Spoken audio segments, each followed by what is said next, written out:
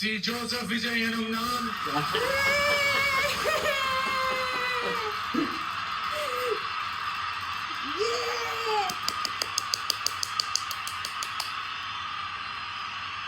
சட்டப்படி அமைக்கப்பெற்ற இந்திய அரசியல் அமைப்பின்பால் உண்மையான நம்பிக்கையும் மாறா பற்றும் கொண்டிருப்பேன் என்றும் இந்திய நாட்டின் ஒப்பில்லாத முழு முதல் ஆட்சியையும் ஒருமையையும் நிலை நிறுத்துவேன் என்றும்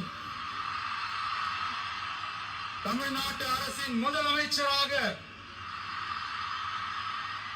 உண்மையாகவும் உளச்சான்றின்படியும்